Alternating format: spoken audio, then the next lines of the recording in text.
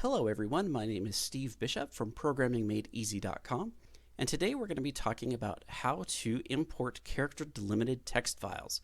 So this could be anything from a comma separated value to a tab delimited value, or even a pipe delimited value, which is the example that I'm going to show you in this video. Now, Access has some very robust importing functionality that comes right out of the box, and we're going to be utilizing it. But we're also going to be doing some VBA code behind some forms that we're going to build to make a nice user experience for how they can import these text files all by themselves. That being said, since we are going to be using VBA code, if you do not know VBA, you're going to get lost while you watch this video. So I would highly recommend that if you do not know VBA code, that you go watch my Programming in Access 2013 video series so you can get caught up with VBA code. The last thing I want to mention here before we jump into the demonstration is that I'm going to do this how-to video a little differently than my others. In previous how-to videos, I really just kind of showed you a straight and narrow path of how to create something step by step. In this video, I kind of want to show you a little bit about some of the decision making that goes behind some of the choices that I will make. So let's go ahead and hop into our Access application and let's get started creating our import processes. So to just give you a quick little layout of the land here, we've got a very simple database with a customers table. And our customer table has an ID field, a customer name, address, line 1, and line 2, city, state, zip code, and phone number. Then we have two different text files. One of them is a comma separated value file, and another one is a pipe delimited value. So the comma separated value file looks very familiar, I'm sure. It has the first row is the actual column name. Each column name is separated with a comma. And then each row after that, or each line after that, contains the next record of data. Down here, we have essentially the same thing, but we're using pipes. We're using these straight up and down lines, which are called pipes, to delimit each one of the values in our record. Now, something else I want to point out about these two files is that you'll notice that we're using line 1 to denote that this is the first line of our address, whereas in our table we're saying address line 1. Same thing for line 2. We say line 2 versus address line 2. Same thing with zip code, right? It says zip, and then down here it says zip code. And this is a very common thing that you'll run into. Perhaps the format of the file that you get will have a different structure, a different column names for the data that's in them, and you're going to need to create some sort of import process that knows how to map these column names to the column names within your table. Now, all this is actually built right into Access, this ability to import a text file, a comma separated value file, and then realign or remap these column names. So let's go ahead and get started with that. I need to close out of the customers table to do this though. So we'll do that, and then we'll go to external data, and you'll see that there is this text file button. And now from here, I'm going to click on the browse button, and I'm going to select customer batch 1, and we're going to select open, and then we're going to say append a copy of the records to the table, and the table that we want to append to is just our customers table. That's fine. Let's go ahead and click OK, and we're going to use the delimited. We're not using fixed width, we're using delimited, so a character such as a comma separates each field. We'll go ahead and click on next, and we can see that the default is comma, and our file, our customer batch 1 is in fact a comma separated value list, so that's perfectly fine. But you'll notice that we have in the data here, we have quotation marks as part of the data that it wants to import. And also, it's wanting to import that first line as data as well. So we need to resolve that by clicking on this first row contains field names, and you'll see that that moves that first line up to be the actual names of our fields.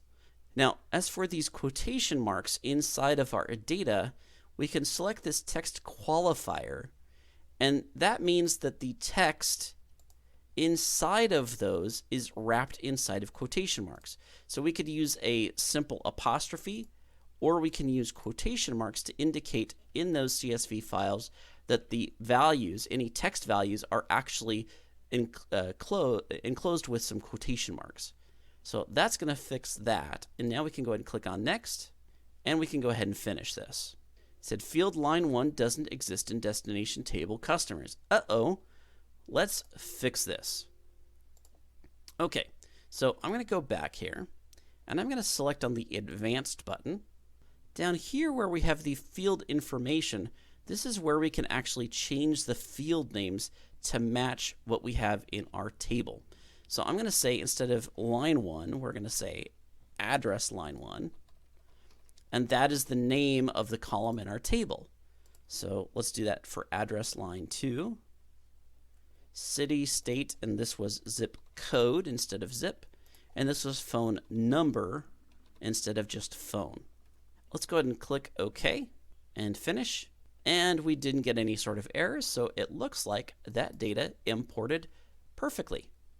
Now what about our pipe delimited values? So let's try that one. We'll go to text file. We'll do browse, customer batch 2, open, append a copy of the records to the customers table. Oh, looks like I've got my table open. I need to cancel this here and close. Oh, it did it for me automatically. So let's start over again here. Text file, customer batch 2, append to customers. Okay, we're going to do delimited. Okay, so we can see the pipes down here. It's still a delimited file because we are delimiting it with some sort of character. I'm going to select next. And here we can say other. And in the other field, we can put the pipe. And we still have the first row contains field names, and the text qualifier is the quotation marks. We'll click on next and finish. And uh-oh, we forgot to do that. Let's go ahead and fix our mappings. So address line 1. Okay. Now let's see what happens when we click on finish. Unable to append the data. Uh-oh. Key violations. Ooh. No, we don't want to do that. What's going on there? Well, if we look at the ID field, we can see we have an ID of 1 and 2. And that's because we had an ID field of 1 and 2 here for our customer name, for our customer batch1.txt. But then when we tried to import the pipe delimited values, we had an ID of 1 and 2.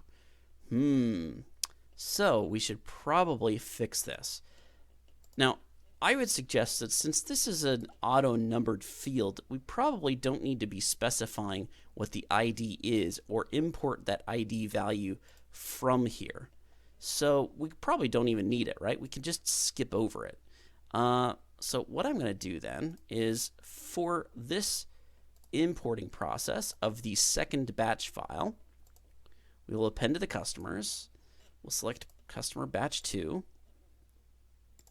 Okay. Delimited. Next. Use the other. Pipe. First row contains field names. Quotation marks. Let's go to the advanced section here. And we need to fix these field names again. And I don't need to import the IDs because it's going to be auto-numbered. So I'm just going to skip that. Click OK. Next. Finish. Voila, no errors.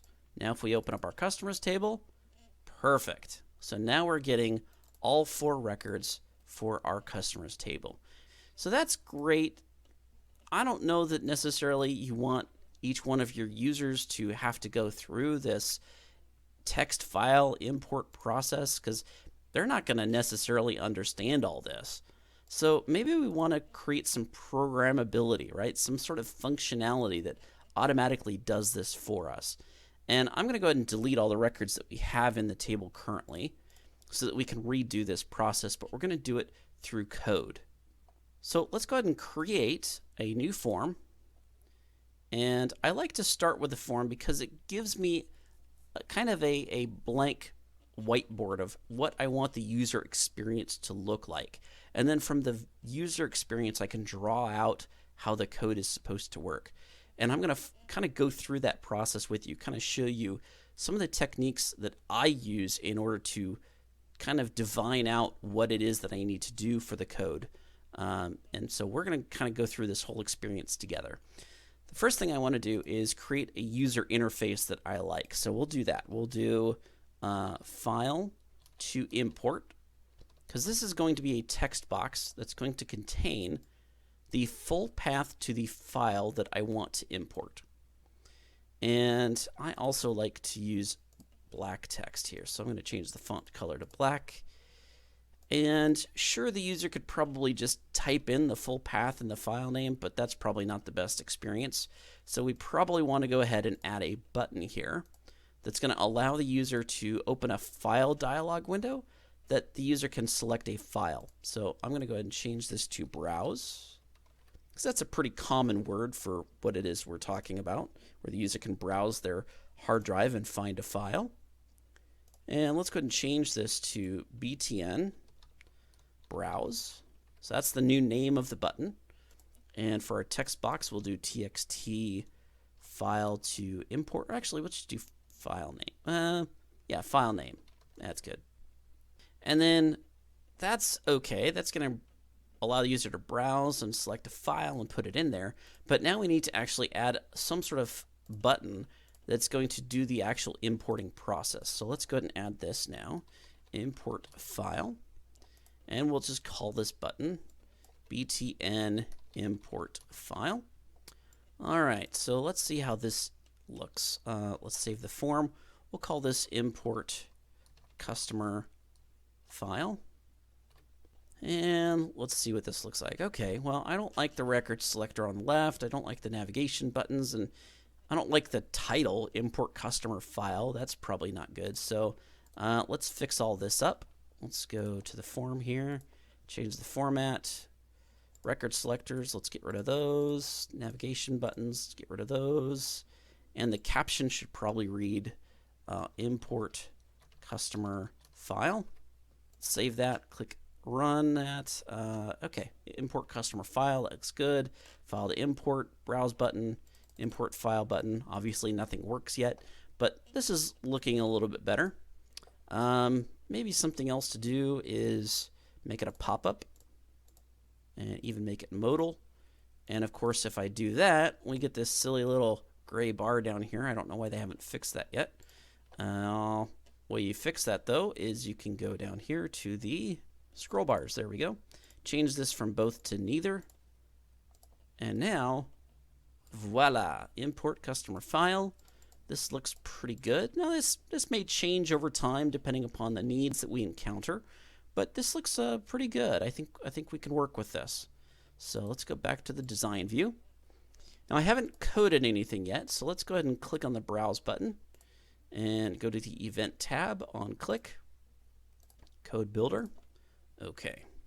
Now, rather than just jumping right into creating some code, what I typically like to do is just kind of think about what I want this function to be. What do I want to have happen after the browse button has been clicked? So I'm going to do a little comment here and say to do, and I'm going to say open file dialog window and set the txt file name text box to the value. So I'm going to open up a file dialog window and then set the value that's been selected from that file dialog window to the text file name. So that's what I've got going on behind that browse button. What about the import file button? Well, let's go to the on-click event for that, code builder, and to do, let's see. Well, so we could say, sure, just, import file entered in txt file name text box. But if we're going to look a little bit more into the future of what's going to need to be, what's going to be required, we could probably discern that there needs to be some sort of selection process of which one of those processes, right? We went through two different processes to import these text files, one that imported the comma separated values and one that imported the pipe delimited values. So we actually have two separate processes that we're going to have to go through. So let's do select import process then import the file entered into the text file name. Now, we don't really know how this selection process is going to work. We don't know how we're going to select the import process. We just know that we need to at some point. And I think that fairly well covers it. Maybe we could say, then import file entered into text box to customers table. That's probably good to be more specific there in our to-do. And this would be good just in case that, maybe we're not the ones that actually code this out. Maybe we hand this off to some other coder, and they're going to see this to-do, and then they're going to know what it is that they need to do behind this onClick event. As I'm reading this to-do, I can see that this is actually two different functions. One that opens the file dialog window, and we're setting the text file name text box to the value. So really there's two things going on here behind that click event. And even when we read down here, it's two separate events here as well, right? Because open the file dialog window and set the text file name text box to that value. And then here we have select import process, then import file entered into text file name text box to customers table. So there's two things that this button is going to do, and there's two things that this button is going to do. As a rule, you don't really want your subroutines or functions to be concerned with doing more than just one thing. So we really want to split each one of these things up into separate functions. So I'm going to go ahead and create a new public function down here below our, in our import character delimited files form. And this function is going to actually open a file dialog window. So we're going to say open file dialog. Well, I don't need to add the window. That's a little extra. So we'll say public function open file dialog. Okay. And we know that a file dialog is going to return back some sort of string, which is the full path to the file name that's been selected. So I could do another to-do here as well, but I'm just going to go ahead and code it out. Now what's this open file dialog function supposed to do? Well, it's supposed to open up file dialog. So let's go ahead and dim a diag as a new file dialog. Now, I got the IntelliSense on that file dialog because I already previously went ahead and went to Tools and References and selected the Microsoft Office 15.0 Object Library. If I didn't have this selected, and I just went dim diag as file dialog, you'll see that it's missing. So to get that, once again, Tools, References, scroll down here to Microsoft Office 15.0 Object Library. Now, your version number may not be 15. It may be 14 or 16 or something else, depending upon which version of Access and Office you have installed in your app on your computer. But my version is 15.0, so we'll just go ahead and leave that. We'll say dim diag as file dialog. Now, dim diag as file dialog, we should probably go ahead and set diag equal to, and where we open a file dialog is from application.file dialog. And I don't know why, this probably needs to be fixed. You can see the file dialog looks like a property based upon this, this icon here. It says that it's a property, but it's really not a property. It's actually a method. It should have one of these green icons next to it, and I don't know if they're going to ever fix that. But it is a method. And this method, you need to pass into it some sort of MSO file dialog type. And that's going to be one of these four different options. We're going to do MSO file dialog file picker. And you can see that the file dialog method returns a type of file dialog back. So this file dialog type that it returns matches the file dialog type that we set for our diag object. Now we want to set some properties of this diag. We want to say allow multi-select is probably going to be false because we really want them to be importing one file at a time. And then diag dot title. Let's change the title, and we could do import or select file to import. But you know what? one of the things I really don't like doing is setting a bunch of properties on things, because this is just going to keep getting longer, right? Diag dot. I'd rather actually, in order to make this a bit more modular, setting it hard-coded here is probably not a good idea, and setting it hard-coded value there is not good. I should probably be passing these in as parameters to the openfile dialog method here, or function. So I'm going to say allow multi-select as boolean, and then we'll just say allow multi-select, and whatever gets passed into the function is going to be set there for that. And then title, I'm going to put title in front of the allow multi-select. So we'll do title as string, and now we can just do title. So it's going to be up to whoever calls the file dialog method to determine whether or not it's allowing multi-select and what the title is going to be. Let's see, what else do we need to put in here? So diag filters, we need to work with the filters because we actually want to clear out the defaults. We don't want the user to be able to select just any old file. We want them to select either CSV or TXT files. So we're going to clear out the defaults, and then we're going to say diag filters add. And okay, so we need to add a description and an extensions as string, but we really kind of want this to also be some parameters that get passed in, but it doesn't really make sense to do, description as string and the filters or the extensions as string up here, because really we're starting to get a lot of parameters that need to be passed into this thing in order to make it work. So as a typical rule of thumb, you should never have more than 3 parameters in a function call. And really 3 is pushing the limits, but I'm good with working with 3. To do this, what I'm going to do is, since really both of these two things are going to be passed along to the same add method, I'm going to create my own class that's going to contain these two values. So I'm going to do right-click, insert class module, and this is going to be a public and description.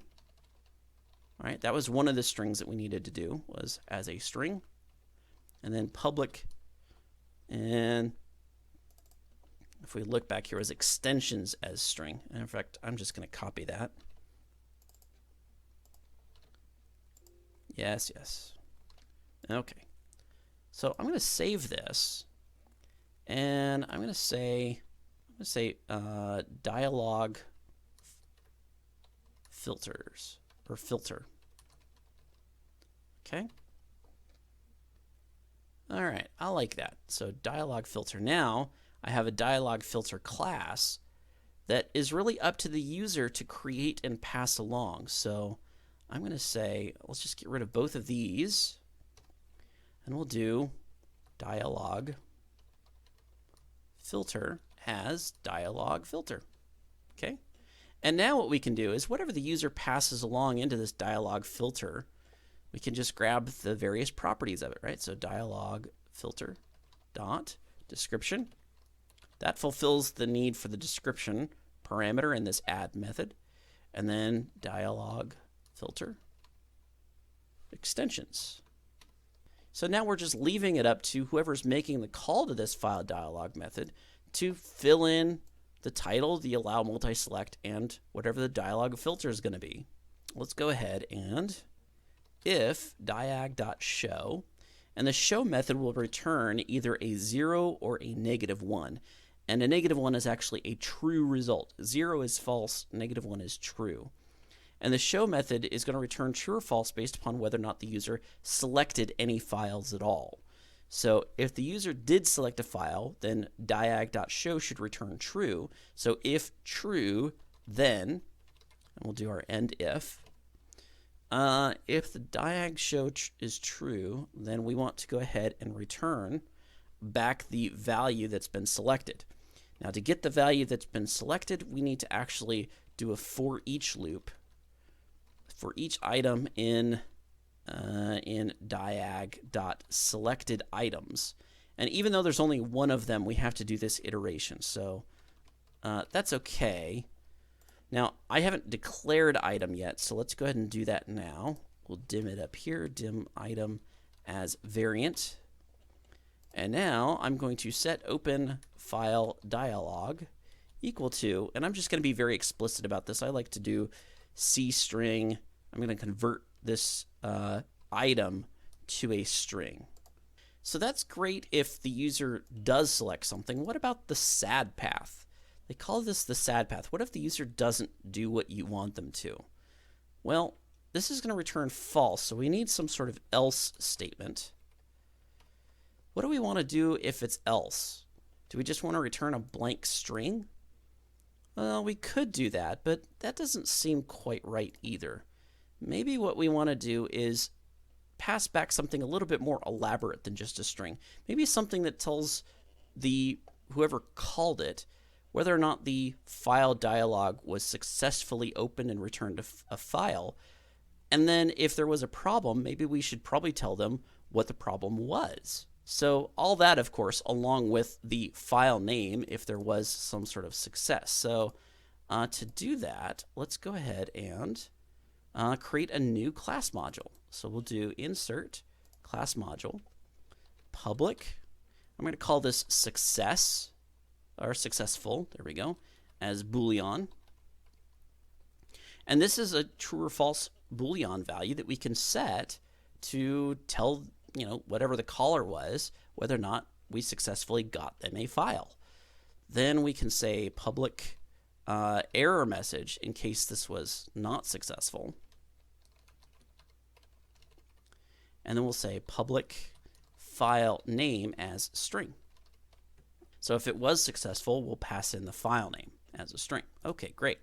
Let's save this. Now, the name of this class, what I like to do is I like to follow the same function name that we, since this is going to be the result of the function, I'm going to actually just call this open file dialog result.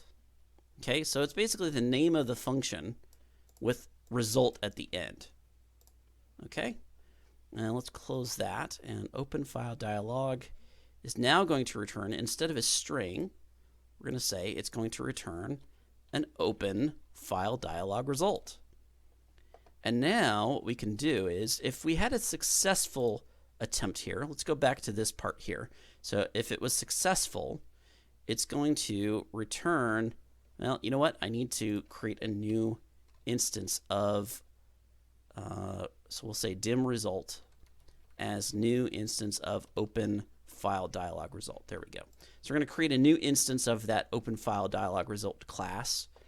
And then what we're going to do is we're going to set result dot file name equal to C string item. Okay. And then since it was successful, we're also going to need to set the successful property to true. And then down here, if we did not get a successful result, then we're going to say result dot error message, or actually we'll just do successful first and say this is false. Result dot error message equals no file selected. Okay, so that's going to be the error message that gets returned back to whoever calls it. Now, one thing I don't like, though, is having this very generic function that's supposed to be available to everything inside of my form module code. I don't really like that, so I'm going to take this whole thing, I'm going to cut it out of there, and I'm going to create a new module, and I'm just going to paste it in here. And let's go ahead and save this module. We'll just call this file utilities. Maybe we'll come up with another name somewhere down the road, but that's perfectly fine. And you'll also notice that it really kind of cleans up what we're doing here. Instead of having our form being cluttered with that extra function that, was really kind of noise as to what the form functionality is supposed to be, it's been extracted away, it's been peeled away from this form module and put into its own module. And I really like that. I like the separation of things. I like to keep things as separate and nice and neat and compartmentalized as possible.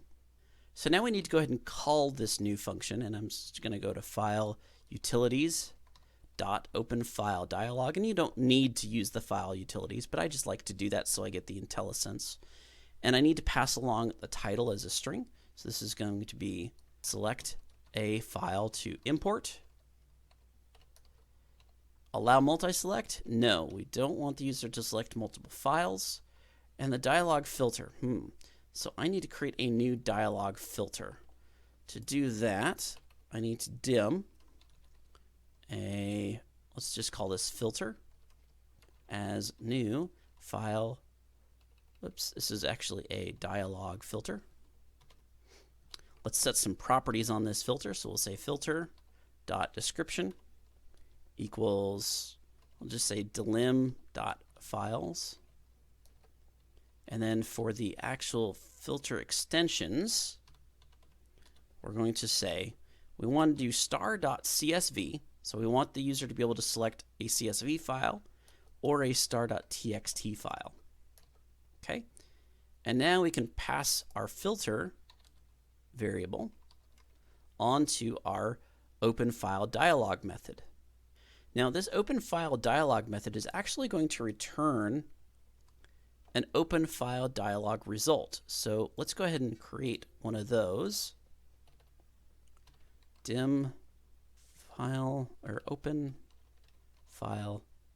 Actually, we'll just call this result as open file dialog result. And now we're going to set the result equal to whatever gets returned back from our method. So now this open file dialog function or our method is going to return back a type of open file dialog result. We're setting it to our result variable. Now we can look inside of this result variable and see if result successful. Then we want to put me.txt file name, set it equal to result.file name. Okay, great. And then what about the sad path? What if there is a problem and it's unsuccessful? Well, what we should probably do is tell the user some sort of warning. So let's give this error message back to the user. So to do that, I'm going to add another text box here. Get rid of the label because we don't really need that. I'm just going to put this here at the bottom. And I'm going to make it nice and big. But I am going to call this txt error message and get rid of the border style, make it transparent, and make the back style transparent as well. And we should probably also make the text red so that it's pretty clear that there's an error. And let's go ahead and save that. We can say me.txt error message equals result.error message. Perfect. Now, if it was successful, then we should probably go ahead and say me.txt error message, set it to null. So just in case the first time somebody gets an error, then the second time it doesn't keep that error up there, it gets rid of it. Let's go ahead and try this. So let's go ahead and save this. Debug and compile, everything looks good. Let's test it out here. So we'll do home, view, browse, and what happens if I cancel out? Object, variable, or variable block not set, debug. So it looks like result is set to nothing. Did I goof up somewhere? Why is this nothing? Diag show, then let's just see what happens there. Maybe that'll give us a clue. So we'll do browse, diag show. Okay, and I'm going to cancel. It said successful is false. Oh, you know what I didn't do? I didn't return result. So at the very end, after all this, I should probably go ahead and set open file dialog equal to the result. Okay, because I forgot to do that, right? So now we just need to set our result, okay, this result variable that we created. We need to set it for that open file dialog, and that should fix our problem. So that's, even the best of coders have problems, right? Even the best of coders mess up while they're coding. So let's do browse, cancel, and it looks like we still don't like this open file dialog. Do we have a result? Oh, I got to use the set keyword. There we go. Now we're happy. There we go. No file selected. So just to show you guys this again, if I cancel no file selected, I'll just exit out, reopen this, just so you can definitely see there's nothing there right now. I click browse, cancel, no file selected. Okay, perfect. So that's working. Now if I click on browse and I select customer batch 1, away goes the error message, and now we have the file name listed here in our text box. That is done.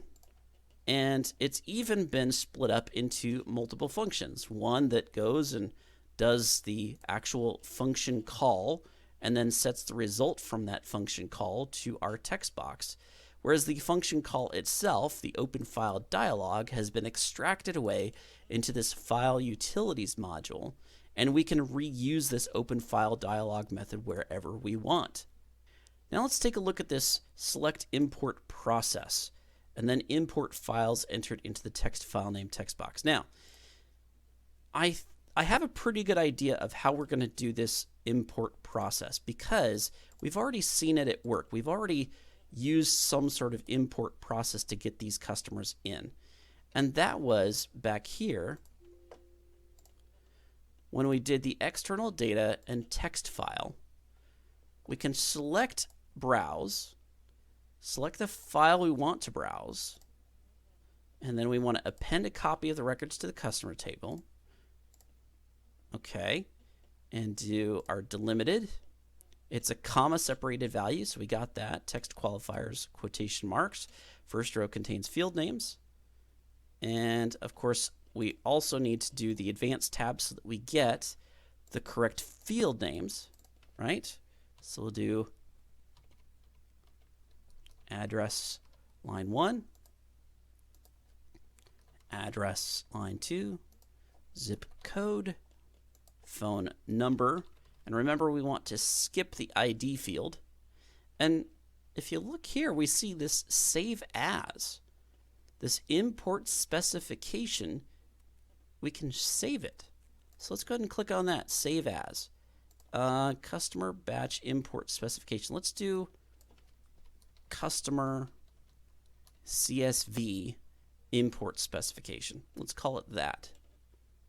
Or just a customer CSV import. Okay. And let's go ahead and click OK on that. And next, let's just make sure it works. Okay, it sure does. There's our customers, and it's got different IDs, but that's okay. So that worked. Let me get rid of the data here. Now, what we can do is for our import file, we want to be able to select that import process. And to do that, that import specification, okay? So maybe a better word instead of process is select import specification. All right. Now, import specifications are stored in a custom table back here called msysimmx specs. So if we open this up, and this is a hidden table by default. If you don't see it, you're going to need to right-click up here. You're going to go to Navigation Options, and you're going to need to select Show Hidden Objects and Show System Objects. Okay, so make sure these two checkboxes are turned on. And now you can see here's a spec name, Customer CSV Import, and it's got all of our information in it: spec type, file type. So we can actually select the spec we want to import. So since we can select it, maybe we need to come up with some sort of user interface to allow the user to select which type of file it is that they're importing. Because I don't really want to go through the hassle of coding that. I suppose we probably could, but you know, I'm going to make it so that the user does this. So I'm going to bring this down here, and I'm going to say create a new, let's see, design combo box. And now to fill in this combo box, we'll call this CBO import type. I could say file type, I suppose. File type. All right, now the data is going to be coming from, or actually it's going to be the row source. It's going to be coming from our IMM, ISYS, IMEX specs. All right. What we were looking for was the, where to go, spec name. There we go. And that we just need the one column. And if we view this, customer CSV import. All right, so we could select this, and then we can select a file type.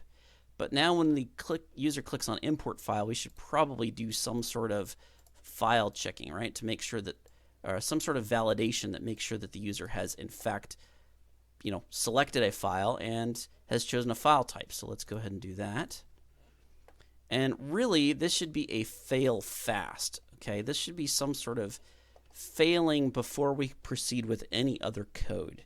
So to do this, I'm going to do if me.txt file name, and if it's null. So if it is null, so if there's nothing in that text box, then let's just set the error message, right? So me.txt error message equals no file selected.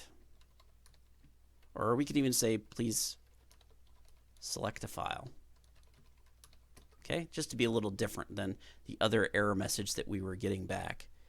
Okay, so that's if that text box is null. What about if is null me.cbo file type?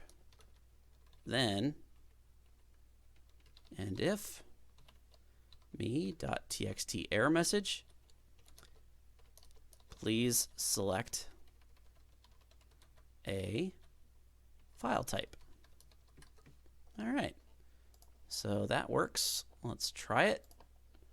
Let's see, if I leave that empty, import, please select a file type. If I leave the file to import empty, import, please select a file type. Okay, so we've got some problems there, right? We don't, if I don't select anything, please select a file type. You know what? Did I give the same error message for both? I might have, didn't I? Oh no, please select a file if the text file name is empty. I wonder why that is. I wonder why it's getting that far. We should probably debug that. Just find out why is it getting that far. Please select a file. Oh, well of course, because it's still going to continue even if I do. So we need to fail this fast, and to fail it, we need to exit the subroutine, right? Because once we know that we can't continue on with the code, we should probably exit out of the subroutine. So let's do that. Exit sub. Okay. And that's why we debug, right? So import file. Now we just see select a file. So if I select a file, okay, import file, but I don't select a file type, then it tells me please select file type. Perfect. Okay. Let's take a break. Oh, that's sweet. Oh, look at the look she's giving him. Now, if everything was successful, though, all right, there's been a file selected and a file type is selected, then we're just going to set the default to me.txt error message equals null, and we can really put this at the top so that we start with a clean slate regardless. Okay, and if neither of these two conditions get hit, then it won't change that status of that text box, so that's perfect. Okay, then we need to import the file entered into the text file text box to the customer's table. So import the file entered in text file name text box to the customer's table. Well, again, really, I'm kind of doing a lot of stuff here, aren't I? The validation is good to do inside of the click before you go and do some other function. So I'm good with this. And we've even got the selection process, right? The select import specification. That's really done by the interface now, right? We don't have it as a function. So we don't need to split that up into its own function, but this part here, the import file entered into the text file name text box to the customers table, well, that should probably be extracted to its own function. So let's go ahead and create one here. A public, it's going to be a function, import file, let's call it import text file to customers table. Okay, very specific for now. And we should probably learn a lesson from the last time we created that other function in the file utilities module and say that we're going to return not some sort of simple little string or a boolean, but some other new class. So let's call this import text file to customers table result. And really, as I think about that, that seems pretty specific, doesn't it? And if we're going to want to reuse this elsewhere, maybe we don't want to be that specific. So import text file or import text file to table. Import, maybe we want to, import text file to table. I like that. So import text file to table result. All right, that's a bit more generic, isn't it? Right? It's not being very specific about it being a customer file. Now we do need to be specific that it's a text file because all of the files that we're going to pass into it are going to be a text file of some sorts. Maybe we could expand this out to something like an Excel spreadsheet or some other type of file type, but I'm good with just working with text files with this function.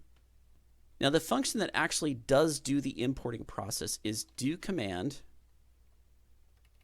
let's see, do cmd, and it doesn't like this. Why doesn't it like it? It's not giving me any sort of IntelliSense, so that means it tells me that there's something wrong here. Let's try debugging and compiling. Yeah, user defined type not defined. That's because I haven't created this type yet. So let's go ahead and do that. I'm going to create a new class, insert class module. And this is just for right now, public successful as true boolean, right?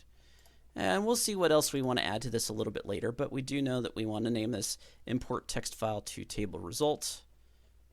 Okay, now let's see if the compiler's happy. All right, now maybe we can get some IntelliSense from do command. There we go, transfer text. This do command transfer text accepts AC import delimited. Ooh, that is the one that we want right there. AC import delimited. Now look at that. Specification name.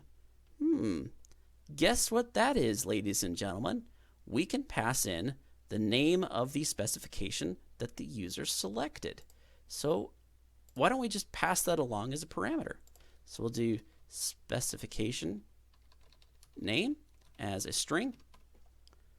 So we'll do specification name.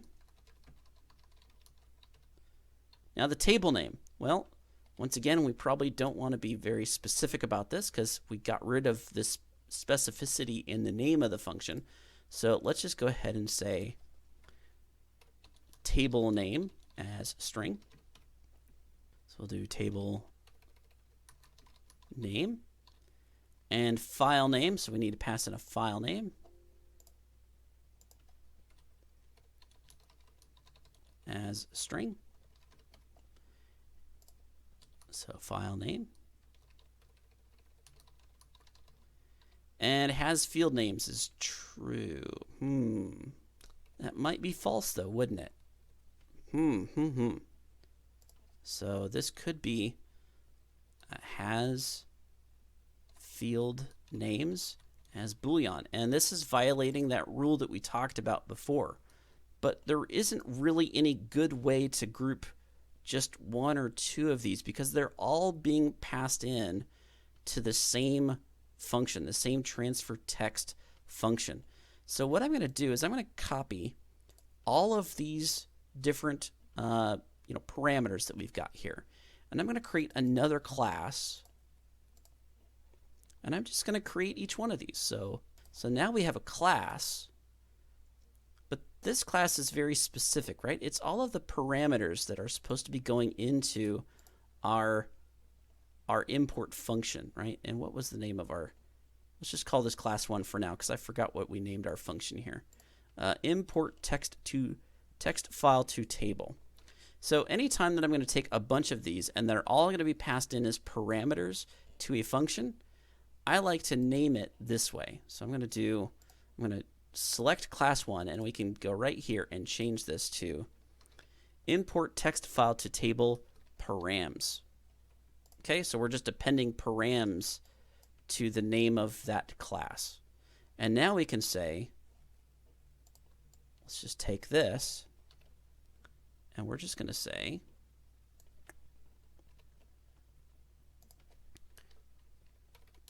params as import text file to table params.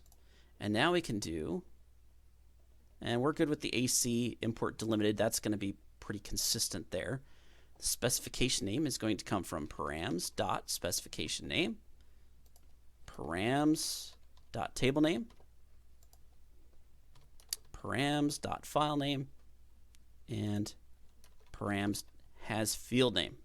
Okay, and there really wasn't anything else that we want to add here. We could do the HTML table name and add that to the parameters in the code page, but I don't think that's necessary. I think we're good with just doing that. Now, there is a result expected, right? We're expecting to have some sort of result return. So we should probably dim up a new result as new import text file to table result. So if everything was successful, then we're going to set result dot successful equal to true. But what if there's a problem? Well, there isn't anything that gets returned back from transfer text method to tell us that there was a problem. So what we're going to need to do is we're going to need to do some default go-toing here. And I really don't like doing it, but we just say on error go-to, and we're going to need to say something specific. We need to either a line number or a label. So we're going to jump down here. We're going to create a new problem with import. Okay, and this is going to set result.successful to false. And now we don't really have an error message being passed along, so we could probably go ahead and say if on error go to problem with import though. And now we could just say result.error message unable to import file. Okay, just a generic message. We could get more specific with that error message if we wanted to. And we do need to add the error message property to our import text file to table result class. So let's go ahead and do that now. And before we get to this problem with import, if we had a successful import, then we want to go ahead and set successful to true, and then we want to go ahead and exit out of the function so that it doesn't end up calling this down here, right? We don't really want that to happen.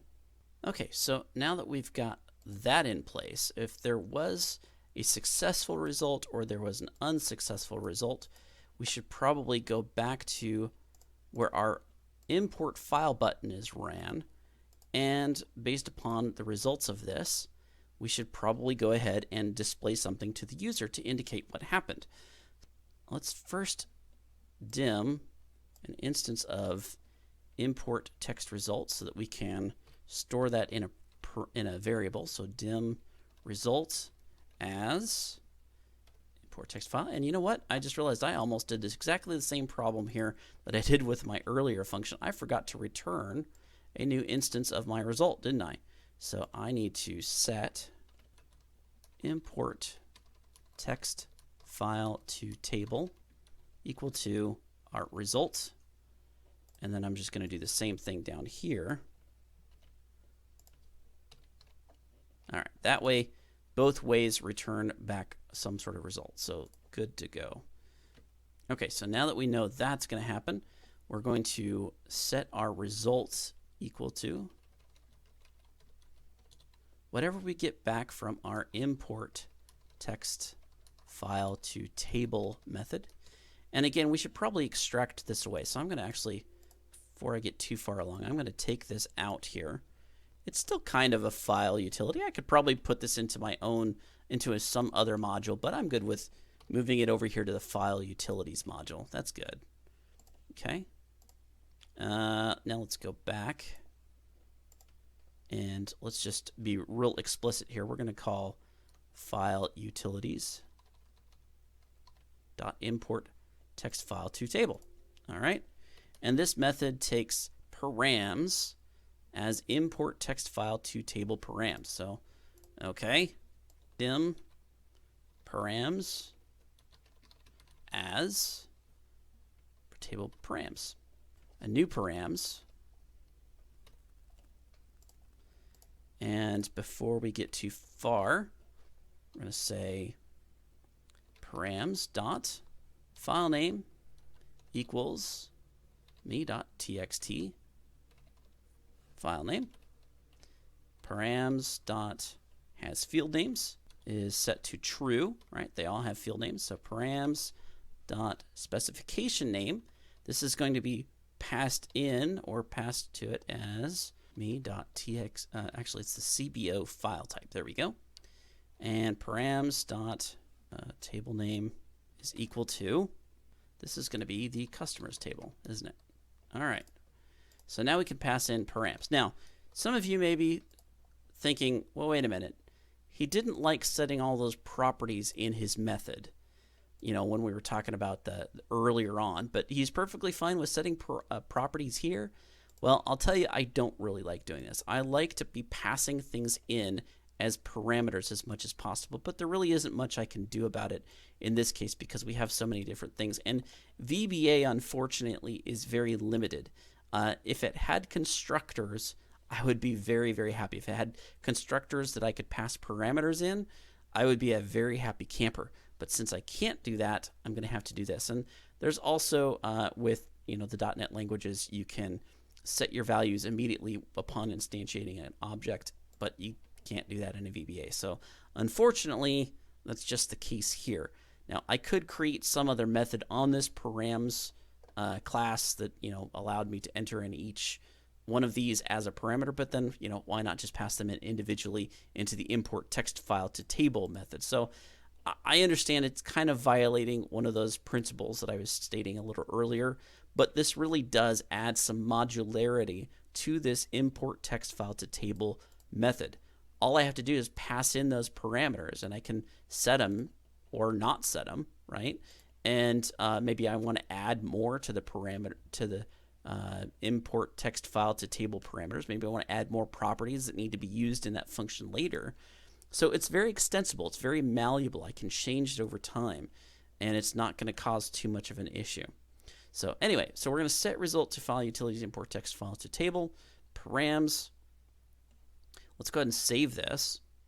And now I should probably check the results, right? So we're going to say if result dot successful, then we're just going to say me.txt error message. I'm going to set this to, or you know what? Rather than do that, I'm going to just give an alert box. So we're going to do message box import successful. And VB okay only. And the title, just say success. But if it wasn't, oops, not end if, we want to do else. There we go. But if it wasn't, then we want to go to me.txt error message. We're going to say result.error message. Now this could actually probably be split up into some other function, or this params creation like this.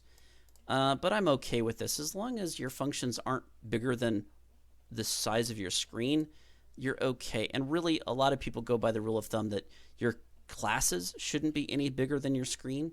Otherwise, you're too big. But VBA, again, doesn't really have a lot of flexibility in its language. So we can't really do a whole lot of things to really slim down our code. But for the most part, this flows pretty well, and we've extracted these two functions, the import file or the open file dialog and the import text file to table. Those have been extracted away so that we could reuse them potentially somewhere else. And I really like that. I like to be able to have those things extracted away. So, okay, let's go ahead and give this a rip. And I have no guarantees that this will work. Maybe I should probably compile it. Yeah, that's a good reason to compile. Has field name. Yeah, it should be had field names. Yeah, okay. That was it there. Debug, compile. All right, let's see what we've got here. Let's see if our first draft here is working, shall we?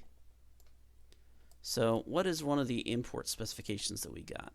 We have just a customer CSV import. Okay, and the text one, the customer batch text one is that.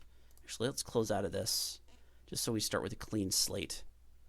We don't have that error message. Okay, so browse, customer batch one. It is a customer CSV import, import file, import successful. Look at that. Let's check it out. Let's see what we got for customers. By golly, there they are. Okay, we like that. I'm not going to delete those. Instead, what I'm going to do is let's create another import process. So let's do text file, append to the customers table. Let's grab this one here. So we're just creating our specification that we're going to use, right? This is just to create the specification. So next, other. This is a pipe delimited value with quotation marks. First row contains field names. We need to go to our advanced tab. Okay. And let's save this. We're going to say customer pipe delimited import. Okay. Okay, next. Let's just make sure this works. So finish. Yes, I'm okay with that. Close that. And we could just double check here inside our specs and see, yep, there's that new customer pipe delimited spec name. That's good. Our customers table looks like it imported the data. Let's just verify this. I'm going to clear out all the data. Make sure our form works now with this new import process. So we'll do import customer file. Let's do browse, get the first batch, customer CSV import. Look at that, we got both of them selected. Import file, import successful. Okay, now let's do the pipe delimited import, batch 2. Okay, import file, import successful. Look at that. And there's all of our data. Fantastic. Now what about the sad path? What if things don't work out? So I'm just going to clear all this data out again. What about if we, okay, let's start with forgetting to import. No, please select a file. So we didn't select a file. Let's go ahead and, we may have another problem that I just realized, because what about that, right? What if I do that? Unable to import file. Well, that works, doesn't it? I guess maybe we don't need to select it. Okay, unable to import file. That's pretty good. So let's select one there. Customer CSV import, import file.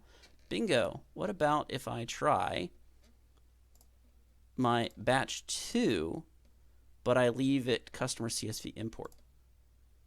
Import successful. Ooh. Import errors though. Ooh. Yee. Ooh, we got blank records. We should probably do something to check for this, shouldn't we? Well, that's kind of inconvenient that we didn't really get any errors when it tried to import, isn't it? So we could probably, I guess, maybe just make sure that when the user selects that particular type, that it's the right type. I don't know. It's kind of tough, isn't it? Let's go to the import file button and see what we can possibly do about this to fail the application if the user selects the wrong import type.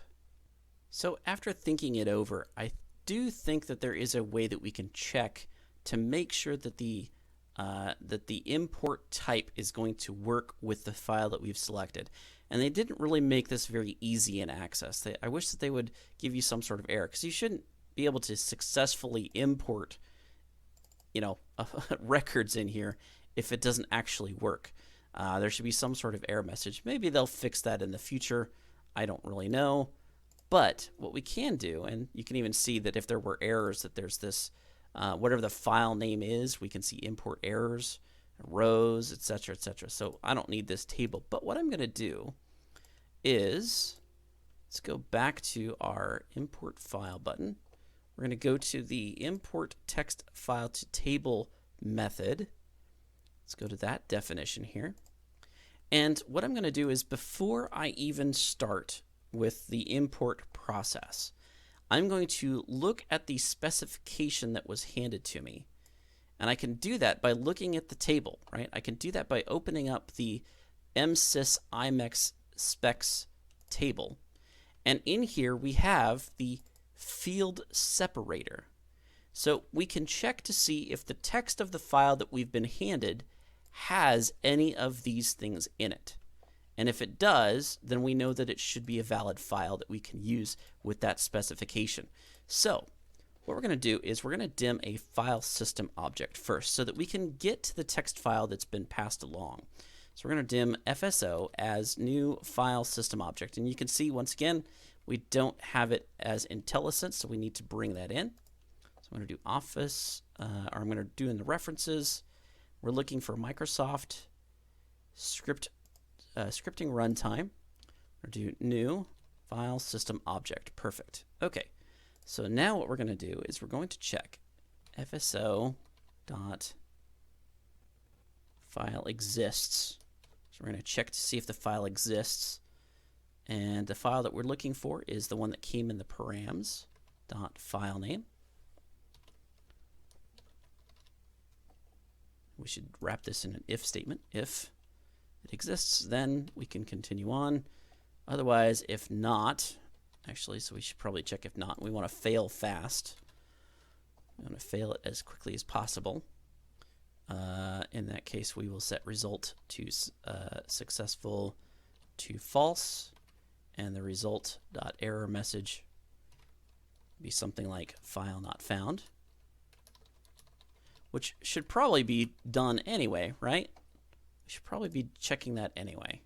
So if it, and then we'll just go ahead and set import text file to table equal to result, and then exit out of our function. Okay, so that's if there was a problem finding the file. If it was found, then we can go ahead and set a file stream. So I'm going to show you FSO open text file, and the open text file method returns a text stream. So we need to create a variable that's going to contain that text stream. So we'll do dim text as text stream. Okay, we're going to set this text equal to the open file text stream result. The file name is again params.filename, and we want to do for reading because we just need to read the data, and all the rest of it we can just leave as default. That's fine. Now we're going to need to do something with this text. We're going to need to read everything, right? We're going to need to read everything that's inside of it. So we're going to read all, and the read all method, I know it doesn't say it, but it actually returns back as a string. So dim file data as string. So I'm going to set the file data equal to read all.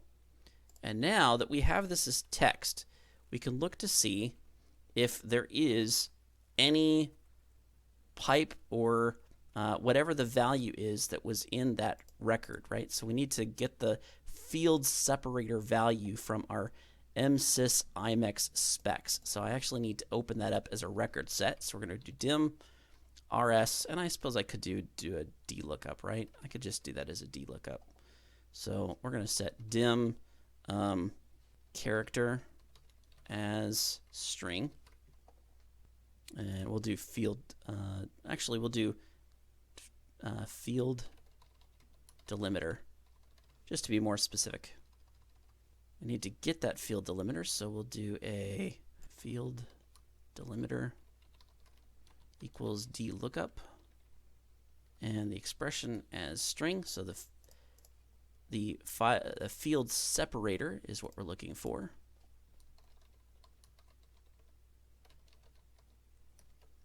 we're looking to get it from the msys imex specs. So msys imex specs. And the criteria is where we want to get spec name is equal to the spec that's been passed in. So we'll do spec name equal to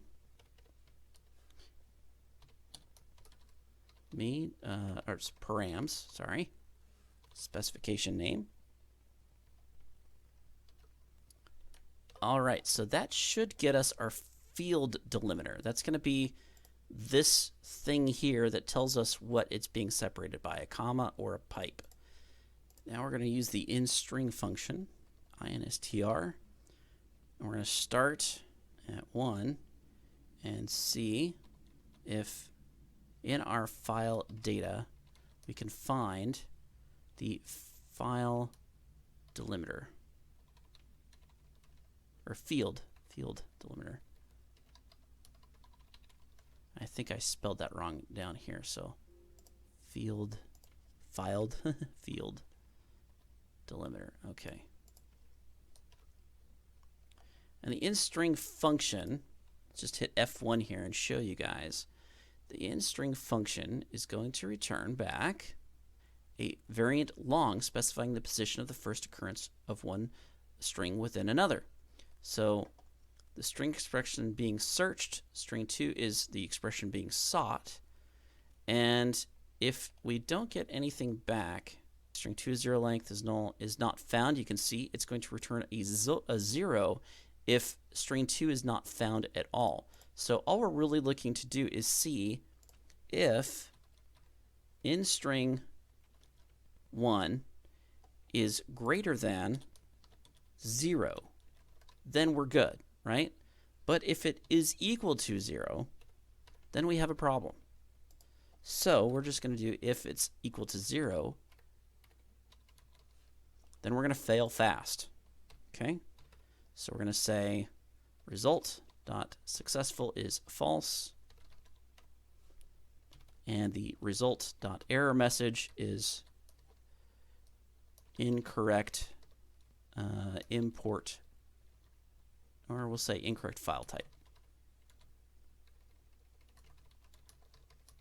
Okay, and then we need to set import text file to table equal to the result object, and then we're going to exit the function. Okay, so that should do all of that for us. That should check and see, and I don't like how big this function is. We should probably extract it out and make it into another function, but I think you guys get the idea of what we're trying to do here. And I'm just going to compile, make sure I didn't fat finger anything, close out of this, and let's get rid of all our customers that are currently in there.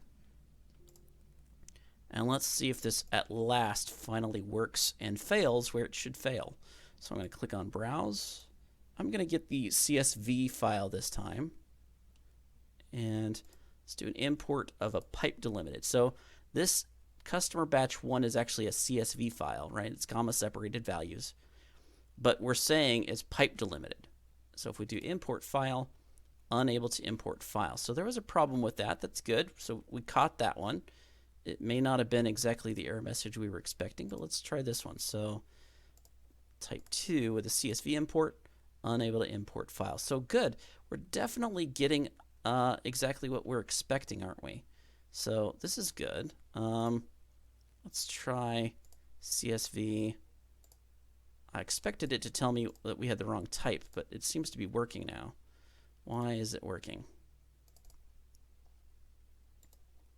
Did we do something?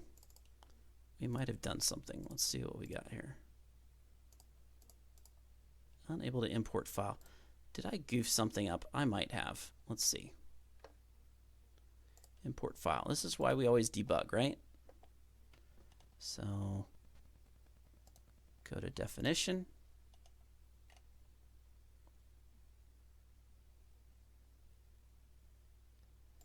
Let's just set a breakpoint there. And this should work. So why is it not working? Let's see.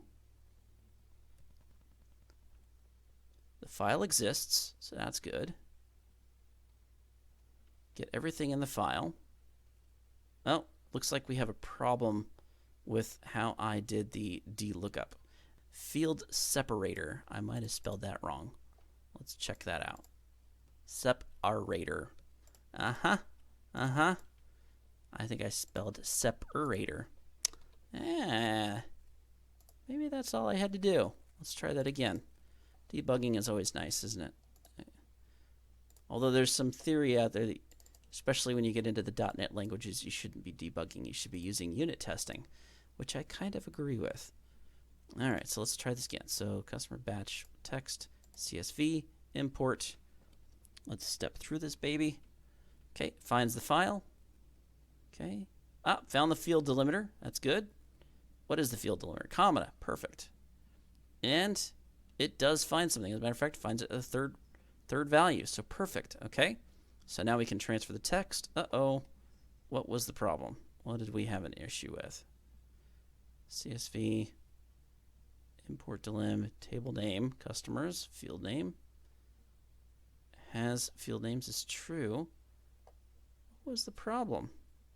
Well, maybe we should do something like this. Instead of just giving unable to import, let's do ERR.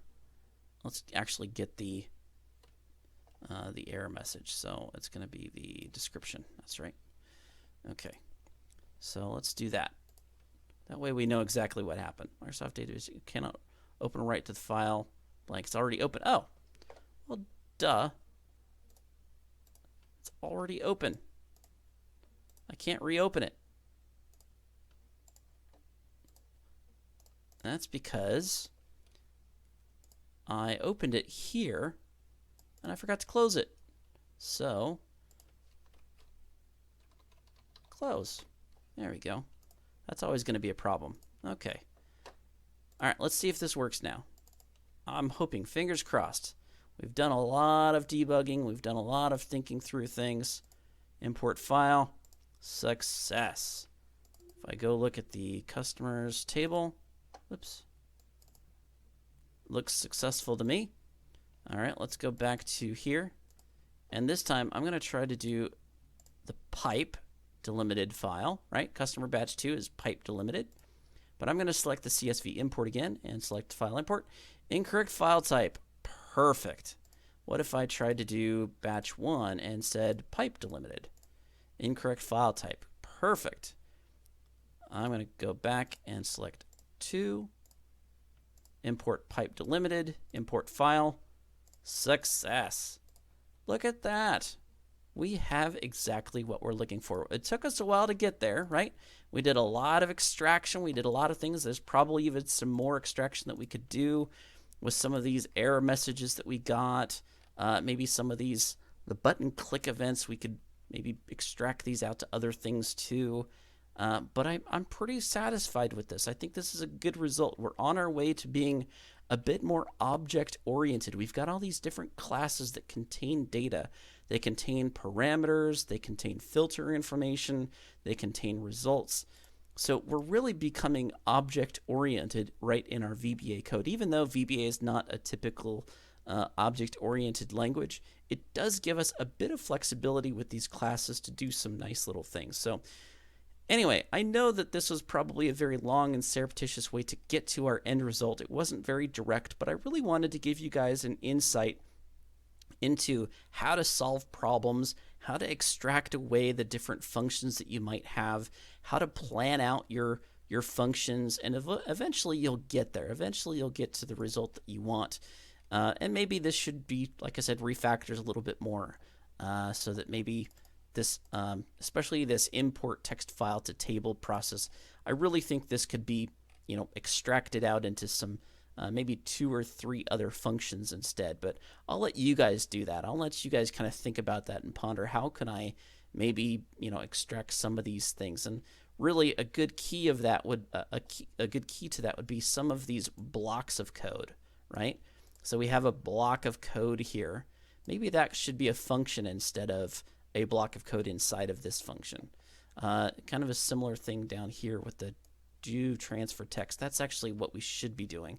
So maybe we need to do some of that extraction. Anyway, I'll let you guys work on that, and I hope to see you guys at the next video. I hope you guys enjoyed this Access video. If you did, please don't forget to like, favorite, and subscribe to my channel. Also, you can hit the little alarm bell on my channel so that you can get alerted whenever these new videos get released.